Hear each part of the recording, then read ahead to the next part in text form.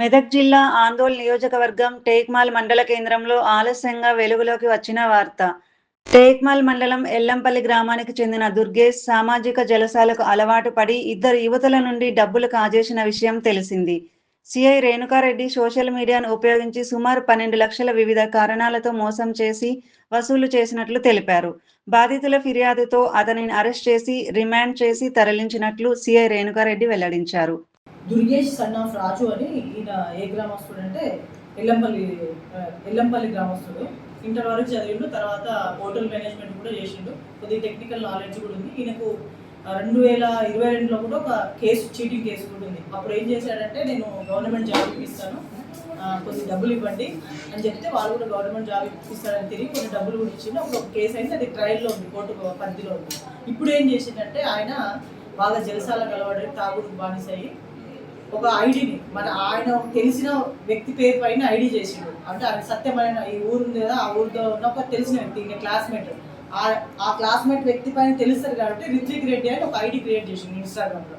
ఆ ID create చేసి, ఆ Rithvik Reddy already police constable కాబట్టి ఆ ఫోటోని తీసుకొని ఆ ఐడి మీదనే ఈయన ఇద్దరు పిల్లలకి, ఆడపిల్లలకి, వాళ్ళ పేర్లు చెప్పకూడదు బయటికి కాబట్టి, వాళ్ళ ఇద్దరు పిల్లలకి ఏం చెప్పాడంటే, నేను ఐపీఎస్ ట్రైనింగ్లో ఉన్నాను ఛత్తీస్గఢ్లో, ఆ ట్రైనింగ్ అవ్వగానే మీకు ఇమ్మీడియట్లీ నేను వచ్చి పెళ్లి చేసుకుంటా, కొద్ది ఖర్చులకు అవసరం అంటే, వాళ్ళు కూడా పేరెంట్స్ ఏమనుకుంటున్నారు అంటే చదువురాని పేరెంట్స్ కాబట్టి, సరే మంచి అల్లుడు వస్తున్నాడు కాబట్టి డబ్బులు అవసరం ఉన్నది ఇద్దాం, ట్రైనింగ్లో ఉన్నాడు అంటున్నాడని వాళ్ళు ఒకరు 5 లక్షలు, ఇంకొకరికి ఏం చెప్పిందంటే, నేను ఎంబీబీఎస్ చేస్తున్నాను, డాక్టర్ అవుతున్నాను, నీకు మంచి ఒక డైమండ్ ఇప్పిస్తా, అది అక్కడ నుంచి వస్తుంది, విదేశాల నుంచి డైమండ్ వస్తుంది, దానికి కొద్ది ట్యాక్స్ పే చేయాలి అని వాళ్ళకి చెప్తే నమ్మ వాళ్ళకి, పాపం అమ్మాయిలు చాలా చిన్న ఏజ్, మైనర్ కాబట్టి నమ్మి ఈయనకి ఇమ్మీడియట్లీ మళ్ళీ ఏం చెప్పిండు, ఆ మాట్లాడిన వాళ్ళు వేరు, వాళ్ళ ఇప్పుడు ఎంబీబీఎస్ అని చెప్పిన ఈయన కాదు, ఈయన చెప్తాడు కానీ ఈయన కాదు, మళ్ళీ నేను దుర్గేష్ అనటానికి పంపిస్తా, ఫ్రెండ్కి డబ్బులు ఇవ్వండి అంటాడు. దుర్గేష్ అనటానికి సేమ్ విలేజ్ కాబట్టి వాళ్ళు కూడా నమ్మిండ్రు, ఒకటే విలేజ్, ఆయన ఫ్రెండ్ అని చెప్పిండు అనమాట.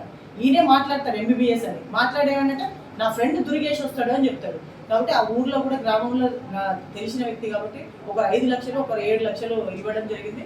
ఆయన మిగతా డబ్బులన్నీ ఖర్చు పెట్టుకొని మనకి ఇప్పుడు 6 లక్షలు వాళ్ళ ఇంట్లో కారు కొనుక్కుందామని పెట్టిండు. అవి మనం స్వాధీనం చేసుకున్నాం.